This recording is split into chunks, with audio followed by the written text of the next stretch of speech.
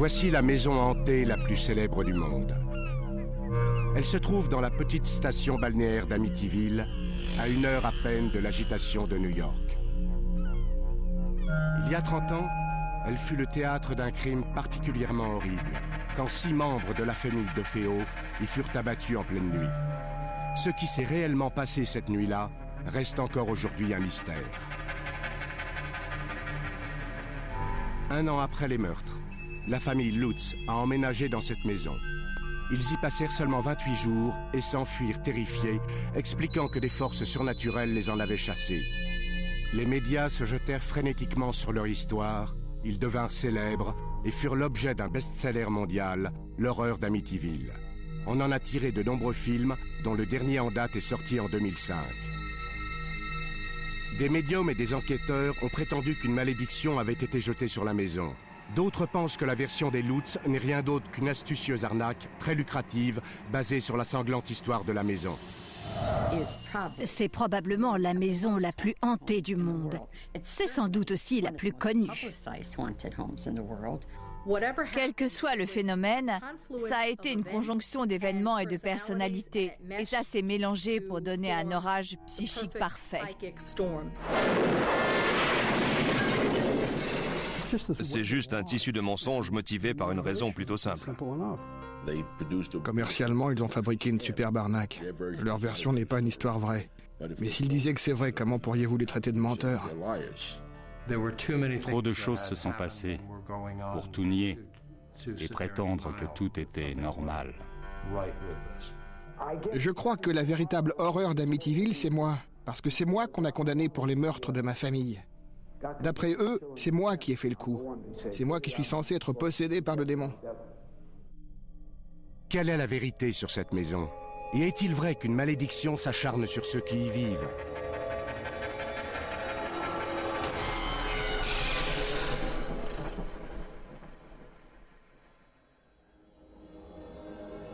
Les mystères et les controverses qui entourent l'histoire d'Amityville ont commencé dans la nuit du 13 novembre 1974, quand 6 membres de la famille DeFeo, le père, la mère et 4 enfants, ont été abattus à l'intérieur de cette maison. J'étais assis dans mon bureau qui donne sur le devant de la maison. Et mon ami Al Saxon arrive et il me dit « Rufus, j'ai quelque chose à te dire, tu ne vas jamais me croire. Dans la maison d'à côté, ils sont tous morts. » On a vu plusieurs des corps qu'on sortait de la maison. Je regrette de le dire, mais le corps d'un des enfants est tombé de la bâche dans laquelle on le portait. Et j'ai vu l'un des enfants assassiné. C'était affreux.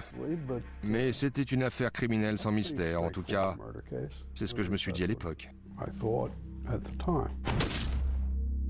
C'était une atmosphère vraiment étrange. C'était très calme, glacial. Un moment suspendu.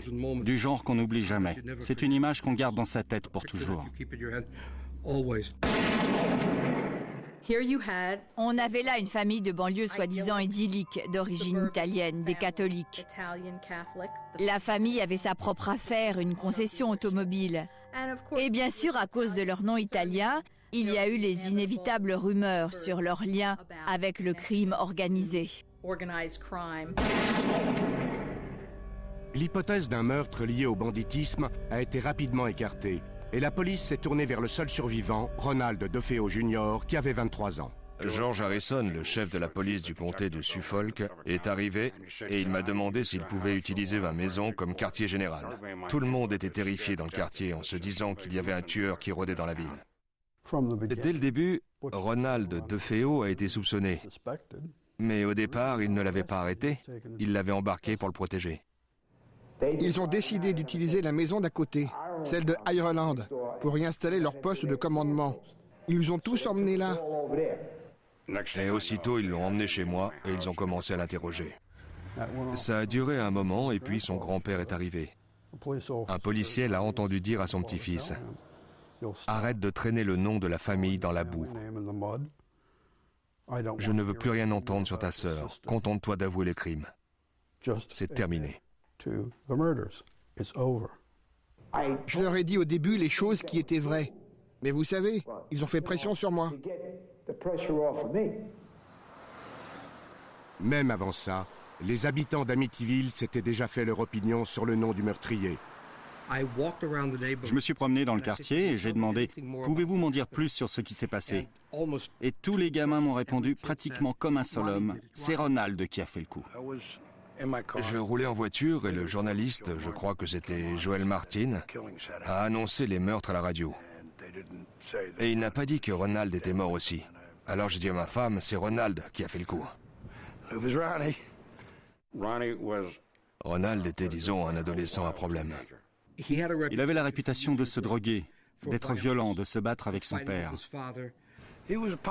C'était une tâche. Tout ce qu'il faisait, c'était boire, parier et se battre. Quand on le connaissait ou qu'on connaissait le contexte, si on avait passé un peu de temps avec lui, on se disait que ce n'était pas une chose dont il était incapable. Et quand tous les autres sont morts et pas lui, vous savez... C'était tout un tas de problèmes, vous savez. C'est pas comme si je pouvais rester assis ici et vous mentir.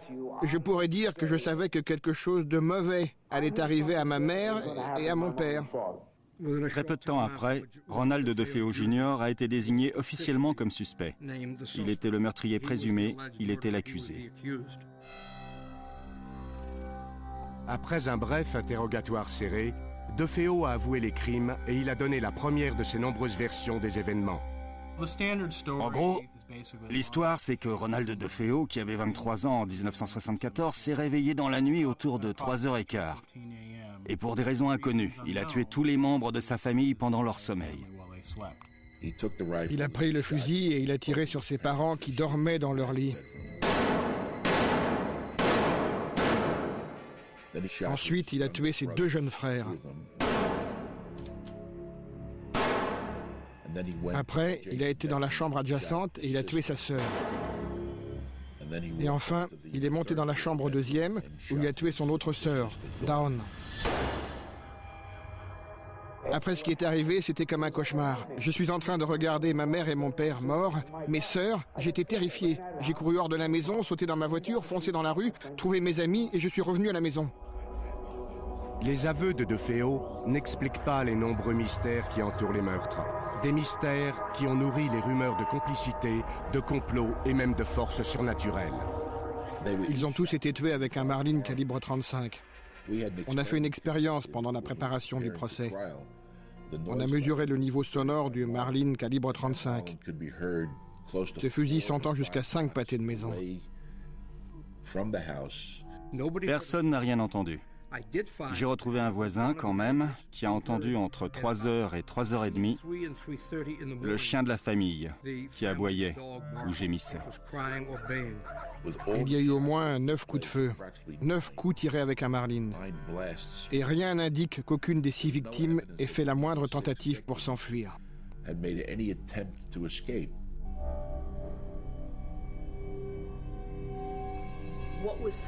Ce qui est vraiment bizarre, c'est comment on peut arriver à tuer 6 personnes au milieu de la nuit dans un quartier tranquille sans réveiller personne. Un coup de fusil, ça fait du bruit. Ça n'a pas de sens. Ce serait compréhensible si on envisage un autre homme armé qui les tenait en joue, jusqu'à ce que Ronald revienne et fasse ce qu'il a fait. Je me suis dit que les corps avaient peut-être été déplacés. Les rapports d'autopsie montrent que non, ils n'ont pas été déplacés. On les a bien trouvés là où ils avaient été tués.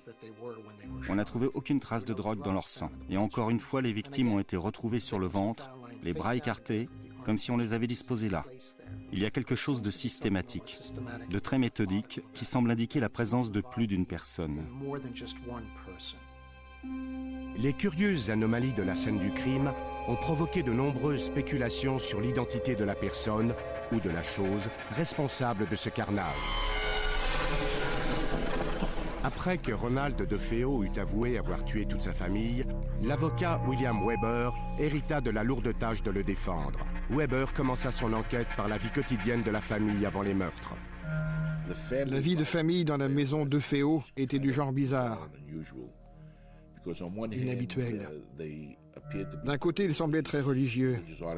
Il y avait des objets du culte plein la maison, des statues dans le jardin. Mais quand M. DeFeo était à la maison, c'était des bagarres constantes, des disputes, des cris, des hurlements. Ça dépassait de loin les conflits habituels qu'on peut avoir en famille. Si j'ai bien compris, il y avait des bagarres qui se déclenchaient sans raison particulière. Le père piquait des crises de rage terribles. Et Ronald DeFeo en était souvent la victime.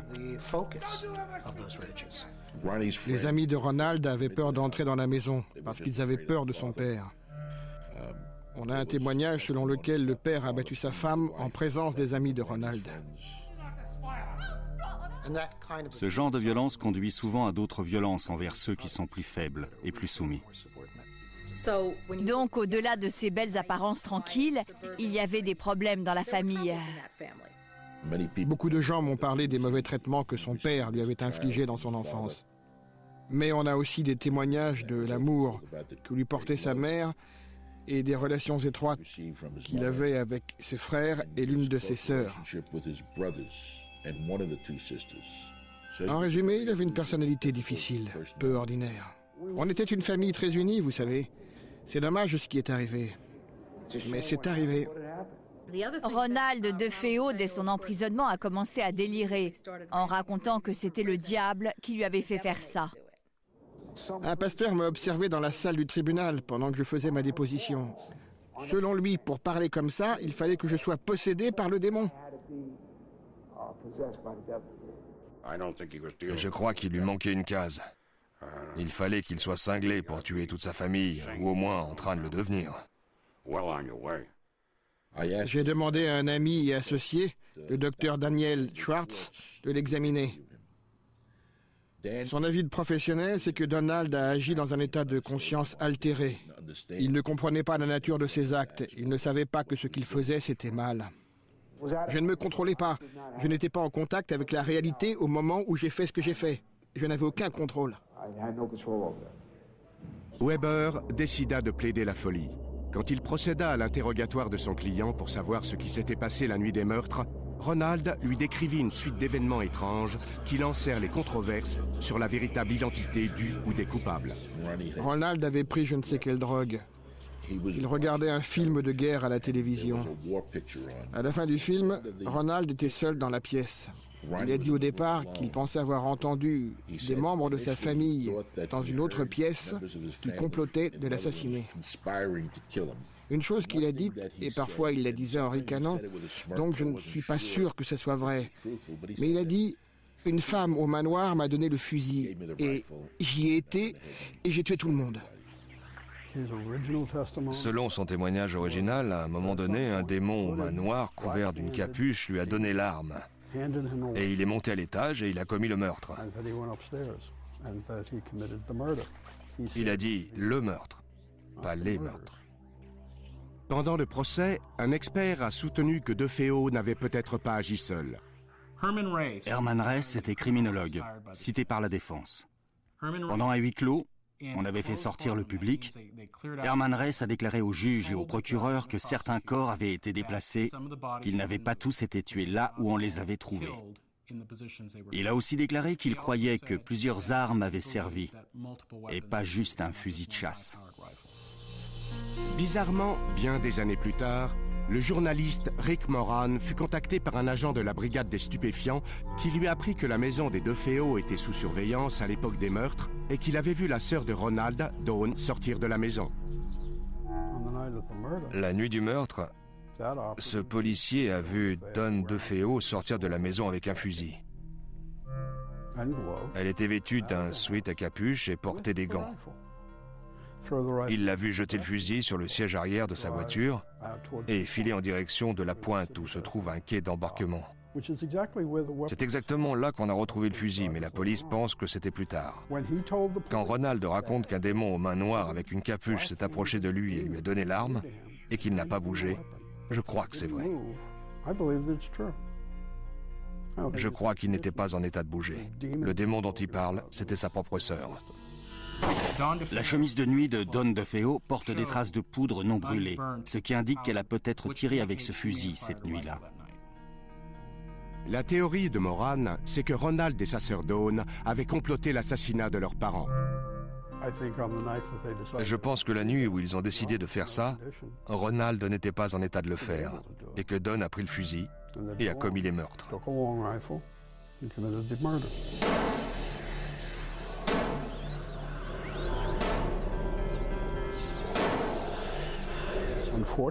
Malheureusement, dans la frénésie de l'action, elle a apparemment décidé qu'elle allait tuer tout le monde.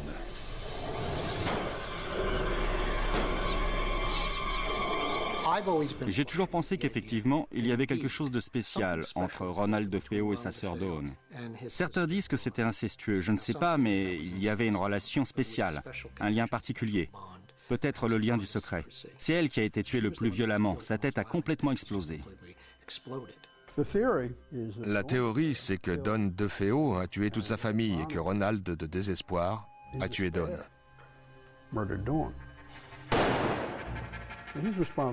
Il est responsable d'un meurtre, ce qui expliquerait la réaction du grand-père. Prends tout sur ton dos. Parce que c'était le seul survivant et qu'il ne voulait pas que les relations entre les membres de la famille soient exposées davantage ou le nom de la famille sali. Mais en février 1975, Ronald DeFeo fut jugé responsable de ses actes, déclaré coupable de tous les meurtres et condamné à 6 peines de prison à perpétuité. La maison DeFeo, au 112 Ocean Avenue, fut mise en vente à un prix très bas, à cause de son histoire sinistre. C'est alors que George et Kathy Lutz, un jeune couple avec 3 enfants, visita les lieux et que débuta un nouveau chapitre dans l'histoire extraordinaire de cette maison. Quand on a déjà visité un certain nombre de maisons, on finit par sentir ce qui vous convient ou pas. On n'avait aucune réticence envers cette maison. Elle répondait si bien à nos besoins qu'on a pensé que c'était pratiquement l'idéal pour nous.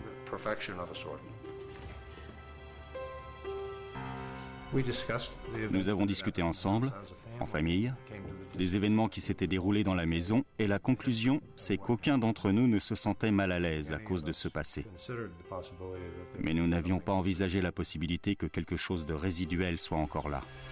D'après la famille Lutz, des choses troublantes leur sont arrivées dès le début. Harry a essayé de se pendre. Notre chien, un labrador noir, a sauté par-dessus la clôture et sa chaîne était trop courte. Et il s'est retrouvé pendu de l'autre côté. Il s'étouffait. Ça s'est passé 1 heure après notre emménagement. George Lutz raconte ensuite qu'un de ses amis, qui connaissait bien l'histoire de la maison, lui a recommandé de la faire bénir. Le pasteur est venu. Il a béni pièce après pièce. Il est revenu et il nous a dit, à Cathy et moi, de ne pas faire une chambre dans une pièce à l'étage que nous voulions utiliser comme pièce à couture. Il a dit qu'il y sentait quelque chose. Il a reçu une gifle. Il a entendu des voix qui lui disaient de partir. Tout ça, c'était le premier jour, les premières heures. Lutz affirme que dès les premiers jours, il s'est réveillé régulièrement à 3h15. Il se sentait agité, mal à l'aise. Il entendait des bruits bizarres. Coïncidence, c'est l'heure à laquelle on estime que les meurtres ont été commis.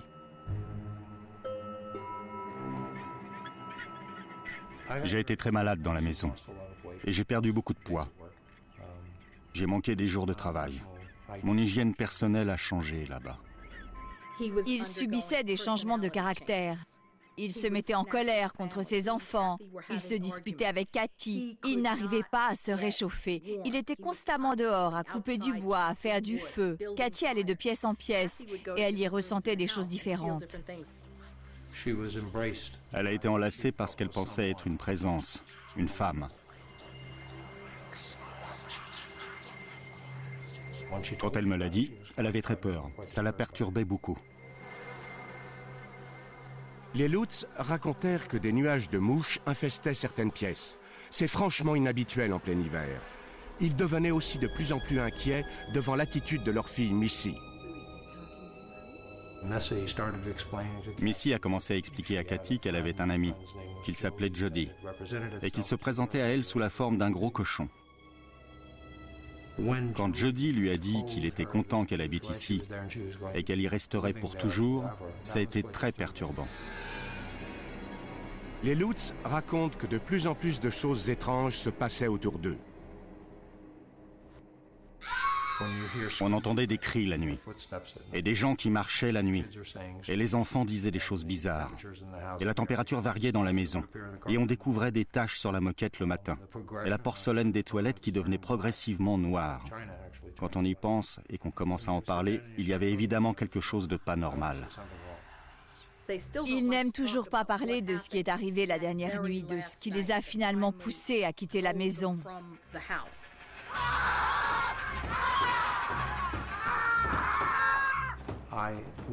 Je ne serai jamais capable d'oublier ce qui s'est passé cette nuit-là.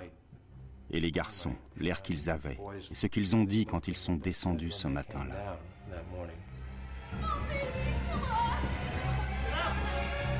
Selon leur déclaration, ils finirent par fuir la maison tôt le matin du 14 janvier 1975. Jamais ils n'y revinrent. Nous n'étions pas la même famille en arrivant et en repartant de là. Nous étions tous terrifiés au moment du départ.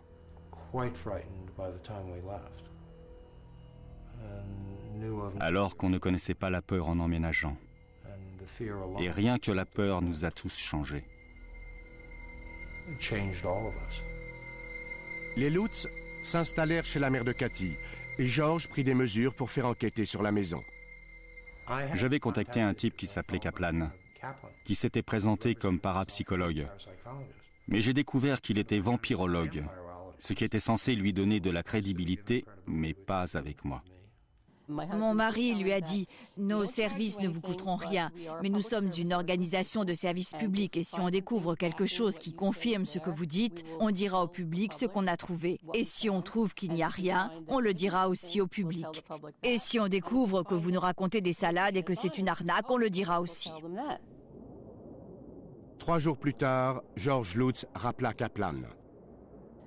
Il était très mécontent de ce que mon mari avait dit dans le journal, qu'il mènerait une enquête. Et il lui a dit « Je vous avais dit que je ne voulais pas de publicité. Vous savez, maintenant, je vais être obligé d'annuler, de repousser votre enquête d'au moins 2 semaines, parce que je ne voulais aucune publicité autour de ça. » Et le lendemain, mon mari a découvert que la veille au matin, Lutz et sa femme avaient fait une conférence de presse. Alors le matin, il donne une conférence de presse et le soir, il nous raconte qu'il annule notre enquête parce qu'il ne veut pas de publicité.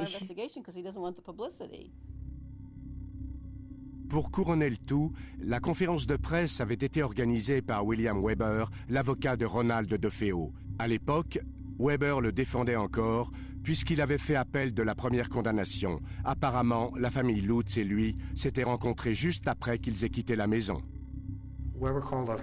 William Weber avait organisé cette conférence de presse pour Newsday. Et il nous avait dit que Newsday réclamait notre présence. Ça a mis la puce à l'oreille de mon mari. Pourquoi est-ce que William Weber, avocat du tueur en série Ronald DeFeo, représente maintenant ce monsieur Lutz qui a emménagé dans la maison juste après? Et c'est quoi le rapport? J'ai été contacté par un certain Paul Hoffman, qui à l'époque était journaliste pigiste, et qui m'a dit que les Lutz aimeraient me rencontrer. Et je lui ai dit, vous savez, moi aussi j'aimerais les rencontrer. Parce que par ailleurs, on m'avait fait la promesse verbale que nous toucherions une avance importante pour un livre et pour un film. Pendant nos premières rencontres, jamais Weber n'a abordé ce sujet. Il voulait surtout aider son client à obtenir une aide psychologique. En tout cas, c'est ce qu'on nous a amené à croire. Il pensait que ce qui nous était arrivé était un indice de ce qui pouvait très bien l'avoir affecté lui aussi. William Weber prétend que pendant l'un de ses rendez-vous, il leur a révélé des détails clés sur les meurtres, des détails qui prendraient plus tard une importance capitale dans l'histoire des Lutz. Ça a duré de 9 ou 10 heures du soir jusqu'à 3 heures du matin. On a bu du vin, et je ne pourrais pas vous dire combien de bouteilles, mais il y en a eu beaucoup. J'avais des photos de la scène de crime, et d'après ces photos et d'autres faits que je leur ai racontés, nous avons échafaudé ce qui deviendra plus tard une partie de la version des Lutz sur l'aspect possédé de leur affaire. Les Lutz m'ont fait écouter des enregistrements qu'ils avaient faits avec William Weber.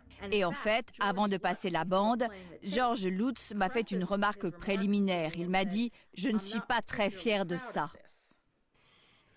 Par exemple, je leur montrais des photos de la poudre vert sombre qui recouvrait tout dans la maison. C'est une poudre utilisée par la police pour trouver des empreintes digitales.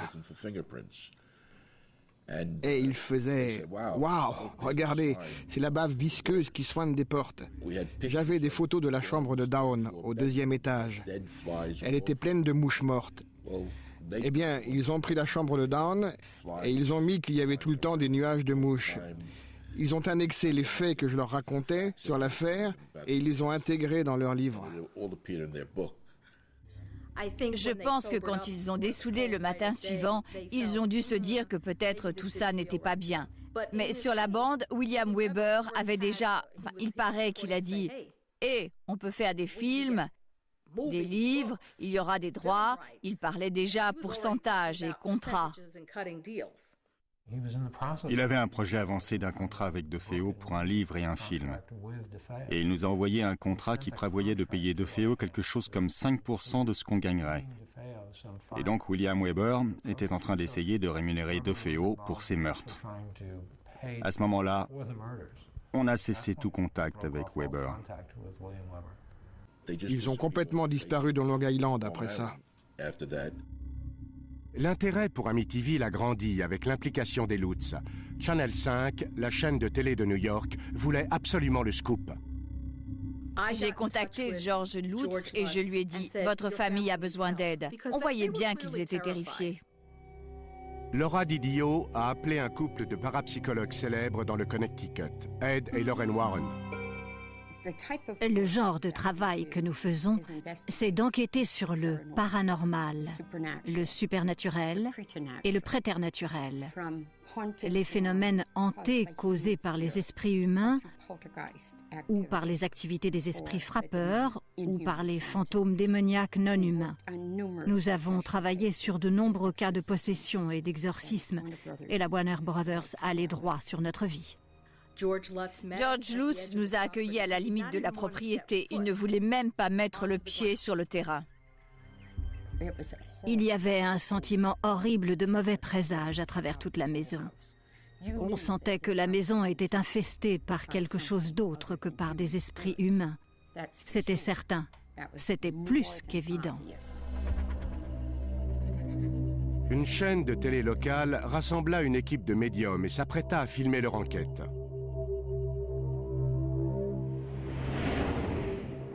Ils firent venir des parapsychologues. Ils amenèrent aussi des médiums. Et ils décidèrent de pénétrer dans la maison dans la nuit du 6 mars 1976. Peu après l'arrivée de l'équipe télé et du journaliste Marvin Scott, des choses étranges se passèrent. Rien ne m'est arrivé à moi, mais des trucs arrivaient aux gens autour de moi. C'était incroyable la façon dont les gens étaient affectés. La première chose, c'est le caméraman Steve. Quand il est arrivé sur le palier au deuxième, il s'est plié en deux en se tenant la poitrine. Il avait des douleurs intenses à la poitrine. L'impression dominante, c'était très triste. Je ressentais la présence d'un adolescent qui avait fait quelque chose qui avait entièrement changé sa vie et qu'il avait commis une action horrible. Quand on est monté à l'étage, évidemment, les médiums ont ressenti les échos, les mauvaises vibrations. 6 personnes ont été assassinées là, vous savez, il y a à peine 2 ans. Il y avait une fenêtre au-dessus de moi et j'ai vu le visage d'une fillette qui me regardait. Ensuite, j'ai entendu des pleurs, des plaintes. Alors je lui ai dit, regarde la lumière blanche, marche vers elle, tous ceux qui t'aiment t'attendent. Pendant la séance, Lorraine a dit qu'elle ressentait la présence d'un démon qui venait des profondeurs de la terre. Il n'y avait pas que les esprits assassinés des membres de la famille DeFeo. Je percevais des corps alignés, tous recouverts de draps blancs. J'ai eu l'impression de silhouettes couvertes de capuches comme des moines, juste derrière la porte, bloquant le seuil et qui me fixaient. J'ai pensé « oh oh ». Je monte tout en haut, j'entre dans la chambre et Marvin Scott me dit « Qu'est-ce qu'il y a? Qu'est-ce qu'il y a ?» Et je lui ai répondu « J'espère que je n'approcherai jamais plus que ça de l'enfer. » Alors j'ai pris de l'eau bénite, j'ai ouvert la bouteille et j'ai dit « En arrière, Satan !» Et j'ai aspergé comme ça. Et ça a disparu, comme de l'eau sur une plaque chauffée. Et alors, tout s'est arrêté dans la maison. À la fin de la séance, on est redescendu au rez-de-chaussée. À ce moment-là, Ed tenait son crucifix et il précédait Lorraine dans l'escalier. Il s'est arrêté net, presque comme s'il avait été jeté en arrière par une bourrasque de vent. Et plus tard, il a décrit ça comme s'il avait été assailli, je crois, par une légion de démons. C'est comme un puissant jet d'eau sur ma poitrine qui m'empêche d'avancer. Une fois de plus, en tant que journaliste, je dois reconnaître que je n'ai rien vu. Je n'ai rien senti. Rien d'autre que les réactions d'Ed, de Lorraine, des autres médiums et des gens autour de moi. Je me souviens à 2 heures du matin de Marvin Scott qui se tourne vers moi et me dit « On ne l'a pas ». En d'autres termes, ce n'était pas l'exorciste pour la télévision. Alors qu'il ne se passa rien devant les caméras de télévision, une photo prise cette nuit-là allait révéler une mystérieuse présence. L'appareil avait été fixé sur un trépied. Il prenait des photos au flash automatiquement, à intervalles réguliers. Et il y avait des dizaines et des dizaines de photos de cette porte qui conduisait à la chambre de notre fille Missy. Des années plus tard, une de mes secrétaires classait ces photos et elle était enceinte. Et chaque fois qu'elle regardait cette photo, le bébé faisait des bonds dans son ventre. Et hop, voilà qu'on distingue clairement dans l'encadrement de la porte, sur le palier au 2e, le visage d'un petit garçon qui jette un coup d'œil depuis la porte. Il n'y avait pas d'enfant cette nuit-là dans la maison. Alors, d'où est-ce qu'il vient? On a appelé Missy et on lui a demandé qui c'était. Et elle a dit « Oh, c'est le garçon avec qui je jouais là-bas ». C'était la première fois qu'on en entendait parler. Les Lutz ne revinrent jamais au 112 Ocean Avenue. La banque récupéra la propriété et leurs meubles furent vendus aux enchères. George et Cathy partirent s'installer en Californie en affirmant qu'ils devaient échapper à l'influence de la maison et au déluge de publicité qui suivit la médiatisation de leur histoire. Amityville devient un phénomène. Et il est partout. On en parle à la télé, on en parle à Long Island. C'est sur les lèvres de tout le monde. Avez-vous entendu parler de cette affaire ? C'est la somme de toutes les horreurs qui se passent dans le paranormal. Tout est regroupé en une seule affaire. Les médiums sont sortis du bois. Les exorcistes, les parapsychologues, les vampirologues. Ils ont tous débarqué avec chacun sa théorie. Ils prétendaient tous savoir exactement ce qui s'était passé. Parmi ceux qui se joignirent à la fête, il y avait le professeur Hans Holzer, le plus célèbre chasseur de fantômes des États-Unis. J'aime particulièrement cette image qui montre clairement la silhouette blanche d'un cheval en surimpression sur moi. Il se trouve que l'entité qui était perturbée dans la maison était un chef indien à cheval. Hans Holzer m'a été présenté comme un homme qui avait écrit 50 livres dans le domaine des médiums. Les esprits frappeurs, les fantômes de la Maison Blanche, des fantômes dans chaque maison qu'il a visitée. Le 13 janvier 1977, Holzer, William Weber et Laura Didio pénétrèrent dans la maison en compagnie d'Ethel Johnson Meyers, une médium célèbre pour ses transes profondes. Tout ce qu'il me faut, c'est un bon médium capable de transes profondes. Comme ça, s'il y a la moindre entité, elle peut utiliser les cordes vocales du médium pour discuter avec moi. C'était vraiment étrange et très choquant de voir la transformation physique que subit cette femme. Dès qu'elle est sortie de la voiture, avant même d'entrer dans la maison, elle a dit « Il y a un Indien là-dedans ». D'un seul coup, une pomme d'Adam lui a poussé. Après un moment, cette femme a commencé à parler dans un drôle de charabia. Sa voix s'est abaissée de plusieurs octaves. Et elle parlait avec un chef indien qui était enterré sur ce terrain. Why are they angry? Because it's been a sacred place, and this is over the very, very special chief. Oh, I can't move my face. On a découvert que c'était un cimetière indien et que le quartier avait été construit dessus, à la grande fureur de l'Indien qui était enterré là. And what does he make them do? Violence of death. I don't know, my skull's cracked and my neck's stretched. What will the male do under those circumstances? Anything the Indian desires him to do. Bien que l'on ait raconté que c'était la maison la plus hantée d'Amérique, ce n'est pas vraiment une maison hantée. Il n'y avait pas de fantômes là, il n'y avait pas d'esprit, sauf celui du chef indien. Et tout ce qu'il voulait, de son point de vue, c'était « partez de mon terrain ». Alors que les théories se multipliaient sur la maison, Amityville allait devenir un phénomène de l'édition. Soudain, il y a un livre. Et quelle qu'en soit la raison, le livre a eu un succès immédiat. C'est devenu aussitôt un best-seller. Le premier tirage était de 25 000 exemplaires. Et il n'avait jamais lancé un aussi gros tirage, même de loin, pour une première édition. À peine arrivé chez les libraires, ce livre a été épuisé. C'était phénoménal. Il était clair que cette histoire de maison hantée avait le pouvoir de captiver des millions de lecteurs. L'idée que c'est réellement arrivé à des gens rend ces gens plus proches. Parce que si ce n'est pas une œuvre d'imagination, alors c'est vrai. Et ça pourrait aussi leur arriver. Une maison, c'est censé être un endroit où on est en sécurité. Et l'horreur d'Amityville détruit cette tranquillité. C'est arrivé juste après le livre de William Peter Blatty, L'Exorciste. Et le film L'Exorciste est sorti autour de 1973-74. On dirait qu'il y a un désir, une insatisfaction, peut-être une question spirituelle qui domine tout ça, le bien contre le mal. Même les gens qui disaient être agnostiques ou athées après avoir vu le film, ils dormaient avec la lumière allumée, ils s'agrippaient à des crucifix et ils retournaient à l'église. C'était le climat dans lequel Amityville pouvait s'épanouir.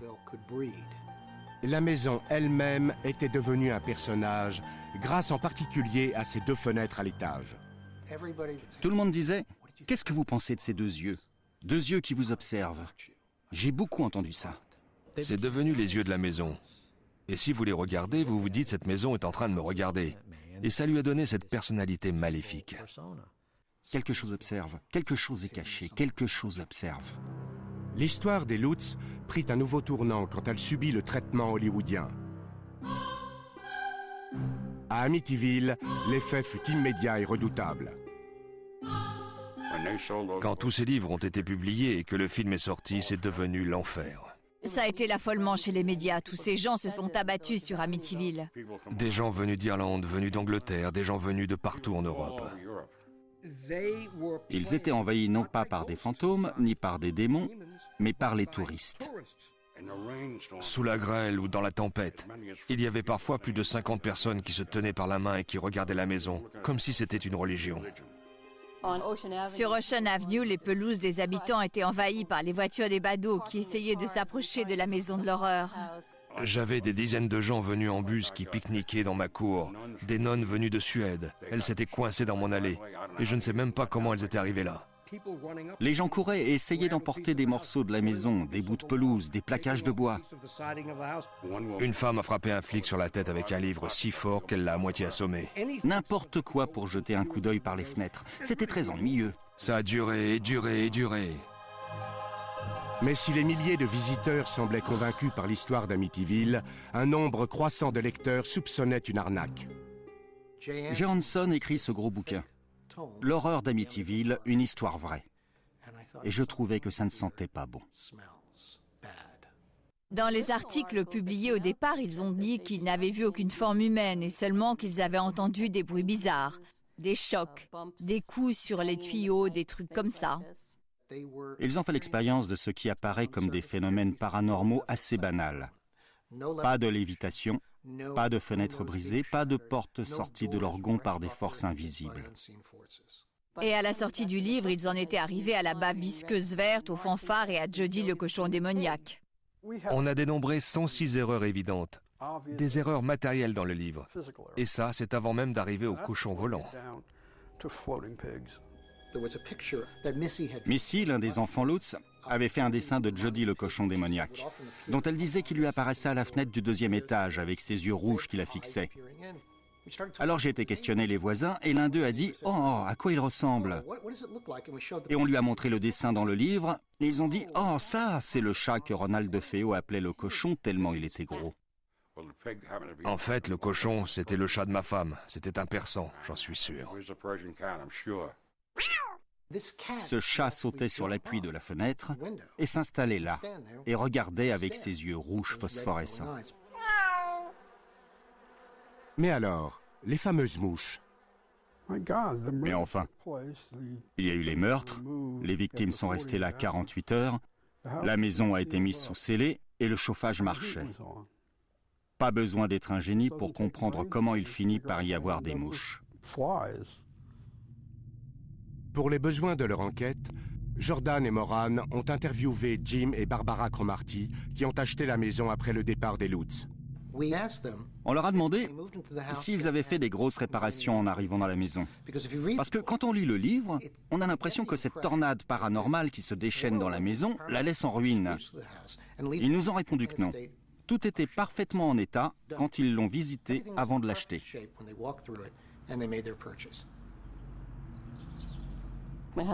Mon mari a participé à un débat à la télé avec George Lutz et ce dernier a essayé de raconter qu'une fenêtre de la maison s'était rabattue sur la main de son fils et qu'il l'avait emmené à l'hôpital de Brunswick pour le faire soigner. Alors mon mari a dit parfait, on va faire citer les rapports de l'hôpital de Brunswick et là vous pourrez le prouver. Et là il a dit, je ne l'ai pas vraiment emmené à l'hôpital, on lui a fait un pansement à la maison. Son histoire changeait quand on essayait de le coincer. Je me souviens qu'il y avait une fenêtre dans une pièce au deuxième étage. Et il prétendait que si on était au milieu de la pièce, la fenêtre s'ouvrait et se refermait brutalement toute seule. Donc on a été dans cette pièce, Rick et moi. Et Rick a remarqué que le plancher avait l'air inégal. Et il a commencé à appuyer du pied sur le plancher. Et soudain, la fenêtre s'est ouverte. J'ai cru que j'allais bondir hors de mes chaussures. J'ai hurlé. Les contrepoids étaient mal installés et la fenêtre était déréglée, de telle manière qu'on pouvait parfaitement l'ouvrir et ensuite la refermer du milieu de la pièce. Il y a beaucoup de confusion autour de ça. Je ne sais pas si ça sera jamais éclairci. Parlant du mal, le mal, c'est l'absence de Dieu. Et donc, la confusion en fait partie. Les sceptiques ont rassemblé leurs preuves et les croyants se sont préparés à la bataille. Mais où est la vérité dans l'horreur d'Amityville? 2 ans après avoir quitté leur maison en prétendant qu'ils en avaient été chassés par des forces surnaturelles, les Lutz virent leur histoire publiée sous le titre « L'horreur d'Amityville, une histoire vraie ». Ce fut un best-seller instantané et l'auteur Jay Hanson se retrouva au cœur d'une furieuse controverse. Moi, ça m'a ouvert les yeux sur le fait qu'on pouvait écrire un livre, écrire sur la jaquette une histoire vraie et ensuite inventer 90% de son contenu. J'en ai parlé à Jay et je lui ai dit, Jay, tu crois à cette histoire? Et il m'a dit, je suis un écrivain, c'est ce que je fais, j'écris, c'est tout. Tu sais, que ce soit vrai ou pas, ce n'est pas à moi d'en décider. Évidemment qu'il a pris des libertés. Nous ne soutenons pas cet aspect de l'horreur d'Amityville. Peter Jordan et Rick Morgan mirent Jay Hanson devant les preuves que son livre n'était pas une histoire vraie, mais une œuvre de fiction. Il m'a dit, vous niez tout. Vous êtes un sceptique qui aime écrire des histoires de non-fantômes. Moi, j'aime gagner de l'argent. Jay m'a dit, je suis un écrivain. Et tout ce qui m'intéresse, c'est d'écrire un best-seller pour me construire une villa à Majorque et ne plus jamais avoir besoin d'écrire. Et il m'a dit, je vous prédis qu'un jour vous serez assis ici, fauché, en train d'écrire vos petites histoires de non-fantômes. Et moi je serai dans une île aux Bahamas ou ailleurs avec un wagon de pulls en cachemire. Et je me souviens avoir pensé que c'était tellement cocasse, et j'ai gloussé. Et il a dit, qu'est-ce qu'il y a de si drôle? Et j'ai dit que c'était le fantasme le plus ridicule qu'un millionnaire puisse avoir. Et après ça, un jour que je rentrais en voiture à Long Island, j'ai entendu à la radio que Jay Hanson, l'auteur de l'horreur d'Amityville, avait eu une crise cardiaque. Et je me suis dit, oh non, il ne pourra jamais profiter de son wagon de pull en cachemire. Hanson a gagné des millions avec Amityville. En comparaison, on dit que les Lutz n'ont touché que 250 000 $. Malgré tout, George soutient l'auteur et son livre, mais il est plus réservé à propos des films. C'était un travail très difficile pour lui d'expliquer une chose à laquelle il ne croyait pas ou qu'il ne comprenait pas. Et il est parvenu à faire un livre très exact, très précis comparé à tout ce qui a été fait depuis. Le film original a pris beaucoup de liberté, avec le sang qui coulait des murs et les mouches qui attaquent le pasteur. Ils auraient pu aussi bien les représenter comme elles étaient dans la réalité. Ça m'était égal que ce soit ou pas une histoire vraie, mais ça n'avait pas d'importance pour moi. Il fallait que je crée ma propre réalité. Pendant 25 ans, 28 ans, peu importe. J'ai eu un gros problème avec le premier film, et maintenant, c'est presque un documentaire comparé à ce qu'ils ont fait récemment. George Lutz détestait tellement les derniers films qu'il a intenté un procès à la MGM. Ce fut la dernière de ses nombreuses actions légales pour protéger sa version des faits. Il est mort paradoxalement le jour où l'affaire a été réglée, à peine un an après la mort prématurée de sa femme Kathy, en 2005. Elle et moi avons vécu cette expérience ensemble, et on est passé à autre chose ensemble. On a essayé de l'expliquer au monde, ensemble si vous voulez. Sa disparition signifie que j'ai perdu celle qui a partagé cette expérience avec moi. Cela ne donne pas le droit à qui que ce soit de créer une version révisionniste de ce qu'elle avait à dire de son vivant. Mais il y a des gens qui croient que les disparitions de George et Kathy Lutz sont les exemples les plus récents de l'influence maléfique de la maison d'Amityville. Une des choses qui lui sont arrivées dans cette maison, c'est qu'elle s'est regardée dans un miroir et qu'elle a vu cette vieille femme dans le reflet. Elle est morte à Phoenix, d'une maladie respiratoire qui l'a fait vieillir de 30 ans. Et quand elle est morte, elle avait l'air très, très vieille. Ça a touché Ronald DeFeo d'une certaine manière. Ça a touché les Lutz d'une autre manière. Ça touche tous ceux qui entrent dans cette maison. Beaucoup de choses se sont passées dans cette affaire. Et ces morts inhabituelles, il faut les attribuer à des coïncidences. Et rien d'autre. Les gens veulent croire à quelque chose de surnaturel. Il y a quelque chose qui nous dépasse. Il y a un paradis, il y a un enfer, il y a des prières exaucées, il y a des esprits, il y a des fantômes. On veut croire à ce genre de phénomène. On en éprouve le besoin. Et sur ce besoin se greffe le facteur crédulité. Franchement, quand quelqu'un dit « Oh, c'est une histoire vraie », c'est l'événement le plus documenté de ce genre. En termes du nombre de gens impliqués, de témoins directs, de ceux qui ont maintenu leur témoignage sans rien y changer pendant toutes ces années. Si je crois qu'ils sont restés dans cette maison pendant 28 jours? Non. Catégoriquement, sans aucun doute, non. Je pense qu'ils avaient planifié toute l'affaire et qu'ils avaient l'intention d'en tirer un livre et gagner beaucoup d'argent. Et vous savez quoi? C'est ce qu'ils ont fait. Quand une histoire est trop belle pour être vraie, et c'en est un exemple parfait, probablement l'exemple le plus monumental de succès que j'ai jamais rencontré et que je ne rencontrerai jamais de toute ma vie. Je ne crois pas que je verrai un autre Amityville. En tout cas, je ne l'espère pas. Ils n'étaient pas là. Ils n'ont pas vécu cette expérience. Et pourtant, ils voudraient vous l'expliquer à vous. Et ça ne rend service à personne. À moins qu'on attrape l'esprit, qu'il se montre et qu'il nous explique pour la caméra, et je doute que ça arrivera, on ne saura jamais.